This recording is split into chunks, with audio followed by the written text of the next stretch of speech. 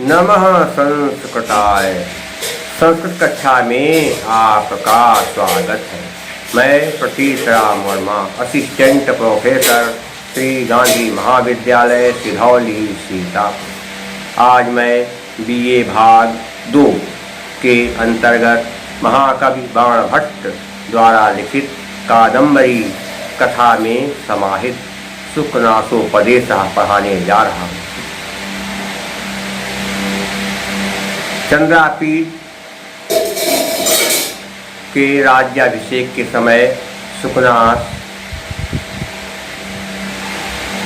राजमहल आए और उन्होंने चंद्रापीठ को योग्य और महान राजा बनाने की इच्छा से चंद्रापीठ को उपदेश देना आरंभ किया और बताया कि राज सुख मिल जाने पर व्यक्ति की बुद्धि काम नहीं करती है। वह लक्ष्मी के माया जाल में ऐसा फंसता है कि वह उचित अनुचित पर विचार नहीं करता है, विवेक से भ्रष्ट हो जाता है और लक्ष्मी उसको ऐसे परेशान करती है कि वह अच्छे बुरे का कुछ ज्ञान नहीं रख पाता है, उल्टे सीधे काम करना शुरू कर देता है। तो सुखनाथ चंद्रापीठ को लक्ष्मी के विषय में बताने लगे, कहने लगे कि हे तात चंद्रापीठ, एवं विधयापि चानया दुराचारया कथमपि दैववशेन परिगृहीता विक्लवा भवन्ति राजानः। एवं मैंने कहते इस प्रकार, एवं विधया मैंने इस प्रकार से अपने भी क्या मैंने और अनया कहते इस दुराचारणी लक्ष्मी के द्वारा कथम किसी भी प्रकार से दैववशेन भाग्य से आश्रित, भाग्य के सहारे रहने वाले परिगृहीता, दैववशेन परिगृहीता, भाग्य का सहारा ग्रहण करने वाले विक्लवा व्याकुल हो जाते हैं, विक्लवा में व्याकुल हो जाते हैं राजानः राजा लोग। हे वत्स चंद्रापीठ, इस दुराचारणी लक्ष्मी के द्वारा जो राजा लोग सुख प्राप्त करना चाहते हैं और सोचते हैं कि हमारे भाग्य में लक्ष्मी आ गई है, अब हमें सारे सुख मिलेंगे, तो ऐसे राजा लोग एक दिन व्याकुल हो जाते हैं और जिंदगी भर परेशान रहते हैं। क्या कहा सुखनाथ ने कि हे तात चंद्रापीठ, इस दुराचारणी लक्ष्मी को ग्रहण करने वाले राजा लोग अपने भाग्य को अधिक श्रेष्ठ मानते हैं और सोचते हैं कि हमको भाग्य के सहारे लक्ष्मी मिली है।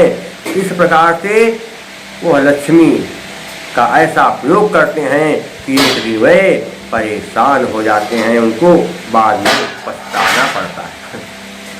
सर्व विनयाधिष्ठानातांच भवच्छन्, और सब प्रकार की अविनम्रता के क्या मैंने और वाचन प्रार्थना और सब प्रकार के दुर्व्यवहारों या अविनम्रता और सभी दुर्व्यवहारों के पात्र हो जाते हैं। जब लक्ष्मी के चक्कर में वो अच्छे काम करेंगे नहीं, लोगों से उल्टा सीधा व्यवहार करेंगे, तो फिर लोग भी उनसे घृणा करने लगते हैं। क्या करते हैं? लोग उनसे घृणा करने लगते हैं। तो सभी दुर्व्यवहारों के राजा लोग पात्र हो जाते हैं। तथा क्योंकि अभिषेक समय एव चैस मंगल कलश जलयु प्रक्षाल्यते दाक्षिण्यम, क्योंकि अभिषेक समय क्या कहता है कि जब किसी राजकुमार को राजा के पद पर बैठाया, राजा के पद पर आसीन किया जाता है, तो उसके ऊपर पवित्र तीर्थों का जल छिड़का जाता है, उसे कहते हैं अभिषेक। जो राजकुमार के ऊपर जब पवित्र तीर्थों का जल छिड़का या मंत्र पढ़ करके पवित्र जल छिड़का जाता है, तो उसे कहते हैं अभिषेक। तो अभिषेक के समय ही चय धन ईश वृद्धेश है, मंगल कलश जलय, मंगल कलश के जलों से मानो प्रक्षाल से धो दी जाती है दाक्षिण्यम चतुरता। अभिषेक के समय मांगलिक घड़ों के जल से जो जल राजकुमारों के ऊपर छिड़का जाता है, उस जल से ही मानो उनकी सारी चतुराई धो दी जाती है।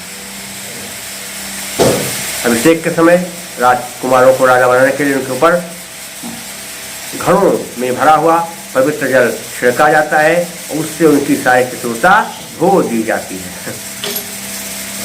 अग्निकार धूमे नेव मलिनी क्रियते हृदय।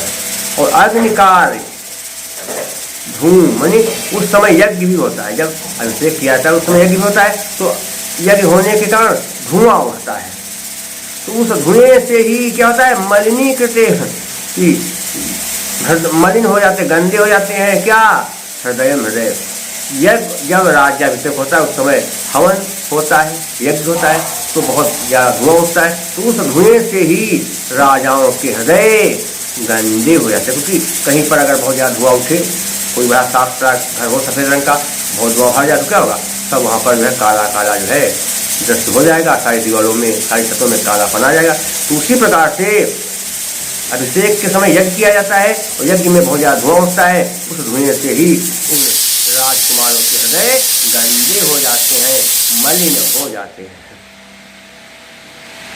पुरोहित कुशाग्र सम्मार्जनी अपनीयते शांति। और पुरोहित क्या करते, कुशाग्र उसके अग्रभाग की सम्मार्जनी में छड़ी से, या सम्मार्जनी जो कहते हैं छिड़कने वाली, यू माने मानो अपनीयते शांति। पुरोहितों की कुशाग्र रूपी मार्जनी क्या कहते हैं, जो कई कुशों को एक में बांध लिया और फिर क्या किया, उन कुशों को जल में डाला और फिर उसमें जल आ गया, फिर जल जो है छिड़क दिया, उसे कहते हैं मार्जनी। कई कुशों को एक में बांध लिया और फिर उसको जो है जल में डाल करके ऊपर पानी छिड़क दिया। तो कुशों की मार्जनी से, कुशाग्र रूपी मार्जनी से मानो उनके शांति में क्षमा आदि गुण दूर फेंक दिए जाते हैं। जब उनके ऊपर कुशाग्र की मार्जनी से जल छिड़का जाता है तो उनके सारे क्षमा रूपी गुण दूर फेंक दिए जाते हैं। उसनी सपट बंधने नावाच्छादते जरा दमन विषमरणम।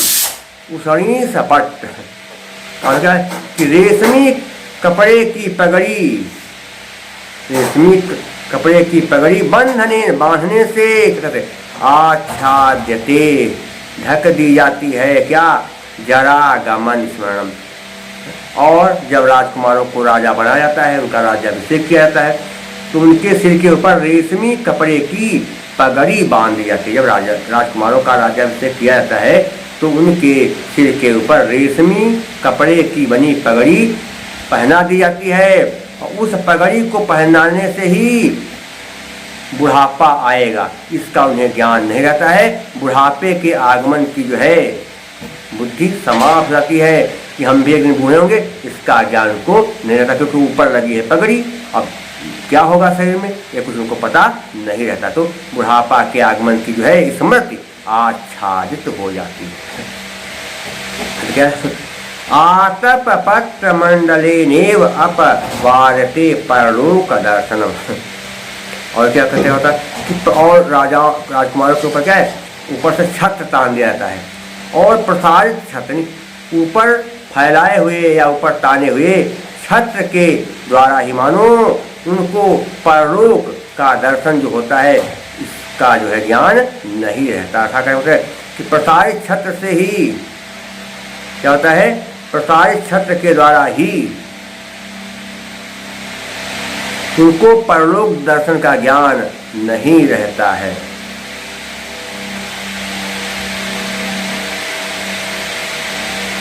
आगे क्या है,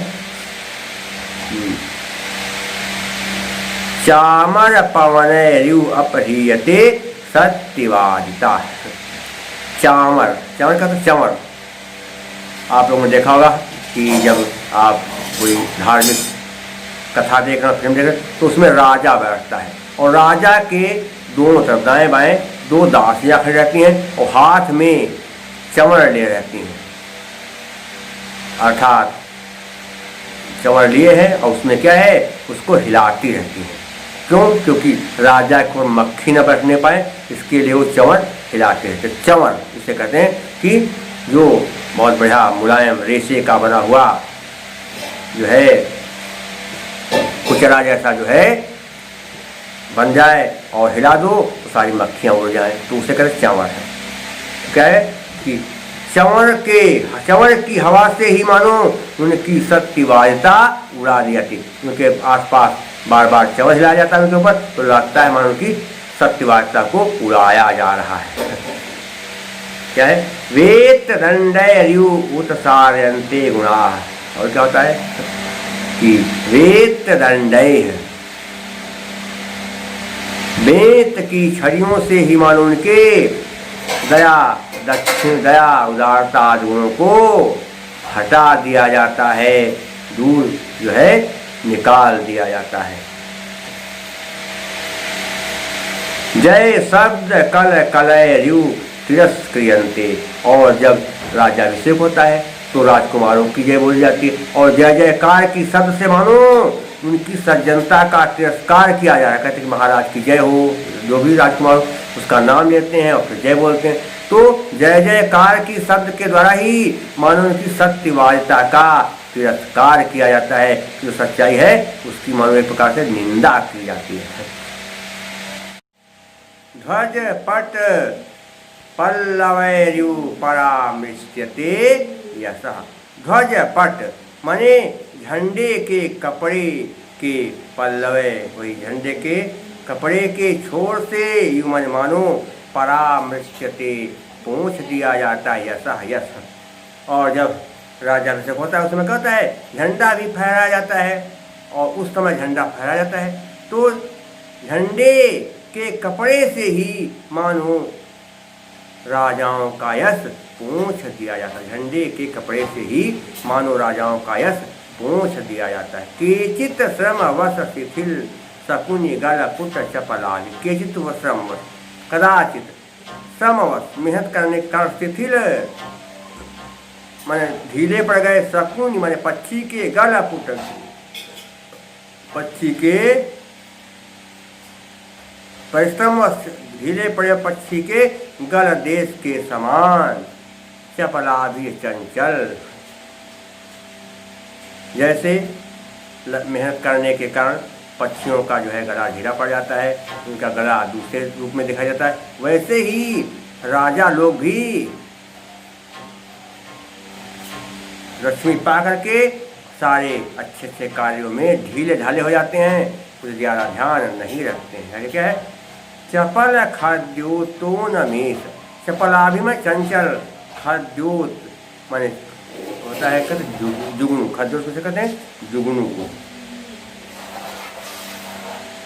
खद्योत माने होता है जुगनू के, और खद्योतोन मेष मुहूर्त, और जैसे खद्योत माने होता है जुगनू के, और इसके साथ क्या लिखा हुआ है उन्मेष ज्योति उन्मेष, और इसके अलावा मुहूर्त क्षण भर में मनोहराभि, मनोहराभिर नहीं है मनोहराभि, सजसोरु से विसर्ग का रावणा है, सुंदर अभि मनस्विजनम ग्रहिताभि, अभि मनस्विजन ग्रहिताभि माने मनुष्यों द्वारा निंदा किए गए, संपद भी संपत्तियों के द्वारा प्रलोभिमाना ललचाए जाते हुए, धन लव थोड़े से धन के लाभ में अवलेप, भूल अवलेप मैंने लेप रह जाने पर विस्मृत भूल जाते हैं, जन्मानो अनेक दोषों, अनेक जन्मों के दोषों को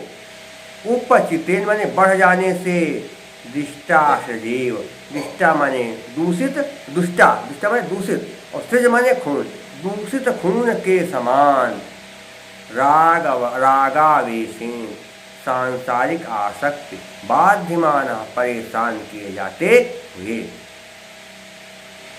थोड़ा अलग अलग देखें कि जैसे पक्षी के शिथिल गल देश के समान चपल, जब पक्षी का गला जो है शिथिल पड़ जाता है तो थोड़ा क्या होता है चंचल होता है, बेचारा इधर उधर फिर बार बार झुकाता उठाता है, तो पक्षी के गल देश के समान ये राजा लोग चंचल हो जाते हैं। और जैसे जुगनू का प्रकाश क्षण भर के लिए होता है, बड़ा सुंदर लगता है और फिर गायब हो गया, फिर चमका फिर गायब हो गया। उसी प्रकार से ये राजा लोग भी पल पल में मिलने वाली लक्ष्मी को पा करके बड़े खुश होते हैं और बड़े आनंदित होते हैं। जबकि मनुष्यों ने, महापुरुषों ने इस लक्ष्मी की निंदा किया है, कहा है जो लक्ष्मी के चक्कर में पड़ा वो बर्बाद हुआ। तो राजा लोग लक्ष्मी के द्वारा ललचा जाते हैं, लक्ष्मी के लालच में पड़ जाते हैं और फिर थोड़े से धन लाभ के चक्कर में ये अनेक जन्मों के दोषों को भूल जाते हैं। तो ये नहीं सोचते हैं कि अगर हम इसी लक्ष्मी चक्कर में पड़े रहे तो कोई सत्कर्म नहीं कर पाएंगे और फिर दोबारा हमको संसार में जन्म लेना पड़ेगा। तो जन्मों के, अनेक जन्मों के दोषों को ये भूल जाते हैं, क्योंकि इनके ऊपर लक्ष्मी के जो है राग का लेप चढ़ जाता है। और क्या होता है, जैसे दोषोपचितेन, दोष बढ़ने क्या होता है, दुष्टाश्रदेव। जैसे शरीर में अगर रक्त दूषित हो जाए, शरीर में अगर रक्त दूषित हो जाए तो फिर अनेक प्रकार की बीमारियां पैदा हो जाती हैं। वैसे ही इनके राजाओं के शरीर में संपत्तियों का जो है दूषित राग चढ़ जाता है, इसलिए राजा लोग उसी में परेशान रहते हैं। अपने जन्म के वृत्तांत को भूल जाते हैं कि हम किस लिए पैदा हुए, क्या करना है, ये सब वो राजा लोग भूल जाते हैं। क्या करते हैं कि विविधि विषय ग्रास लालसय, विविधि विषयों को ग्रास माने पाने की लालसा में, पंचमी पांच, अर्थ माने भी अनेक, स्पष्ट है, सहस्त्र संख्या, हजारों की संख्या में, इंद्रियों के द्वारा क्या होते हैं, इंद्रियों के द्वारा इंद्रिय राय आस्यमान प्राप्त किए जाते हुए प्रकृति चंचलताया, स्वाभाविक रूप से चंचलता होने से लब्ध प्रसरण, प्राप्त हो जाने पर फैलाव हो जाए, एक ही नाथ, एक होने पर भी सहस्त्रताम, हजारों की संख्या को मानो उपगतिन, प्राप्त होकर के मनसा, मन के द्वारा आकुली क्रियमाणा, व्याकुल किए जाते हैं और विह्वलताम उपयांत, और विह्वलता अर्थात व्याकुलता को प्राप्त करते हैं। कहने मतलब क्या हुआ कि विषयों की संख्या केवल 5 है। कितनी है? 5। शब्द, स्पर्श, रूप, रस और गंध। लेकिन ये 5 विषयों को भी हजारों की संख्या में बनाने की इच्छा रखते हैं, क्योंकि स्वाद कह दिया मीठा, और मीठा में आगे आप गिनती करना शुरू करें तो कितने, उसमें हजारों मीठे में आ जाएंगे और हर चीज़ मीठी। कड़ावी में देखें तो कड़ावी में भी हजारों संख्या में। स्पर्श कहते हैं छूने में सुख है, किसी चीज़ को कहते हैं छूने तो बड़ा आनंद आता है, लेकिन तो हजारों वस्तुओं को छू, हजारों चीज़ छू, लेकिन इच्छा नहीं बढ़ेगी। देखने में हजार नहीं, लाख देख लो, करोड़ देख लो, इच्छा नहीं बढ़ेगी। तो क्या है, विषय, शब्द, स्पर्श, रूप, रस, गंध। रस स्वाद लीजिए, इच्छा नहीं बढ़ेगी। खट्टा, मीठा, नमकीन सारे रस प्रयोग करिए, तो क्या है, हजारों संख्या में। तो विषय केवल 5 हैं, लेकिन ये राजा लोग जब सारे सुख पा जाते हैं तो उन विषयों को हजारों रूपों में देखते हैं और उनको पाने की इच्छा करते हैं। और परिणाम क्या होता है, स्वाभाविक रूप से राजा लोग चंचल हो जाते हैं और ये विषय एक हैं, लेकिन ये इनको हजारों की संख्या में देखते हैं और इनको प्राप्त करने का प्रयास करते हैं, जिससे लोग व्याकुल होते हैं और परेशान होते रहते हैं। ये हो गया। अब इसमें साथ देखना क्या है कि संध्या तो आपको हमने बता ही दिया है, कुछ चीज़ें बची हैं। दंडय रियु में क्या है, दंडय है धन रियु, सत्य स्वरूप से विसर्ग का रा बन गया है। मंडले नेव इसमें नहीं बन पाएगा, इसके बाद बन जाएगा पल्लवी में भी सत्य स्वरूप से रा बना है। और इसके अलावा उपगतेन में ई व धन उपगतेन आदगुणा से ऊ का ओ बन गया। और इसके अलावा कहाँ पर जरा गमन में जरा धन आगमन, तो जराया आगमनम षष्ठी तत्व समास है। अभिषेक समय में अभिषेक समय षष्ठी तत्व समास है।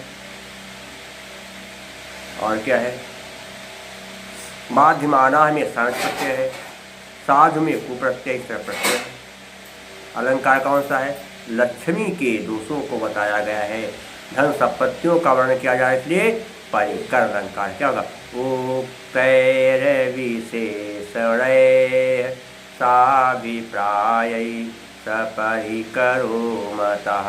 और उसके अलावा प्रसाद गुण क्या, चित्तम व्यापनोति क्षिप्रम सुसकन्धेन मिवानलः सप्रसादः समस्तेषु रसेषु रचनासु चा।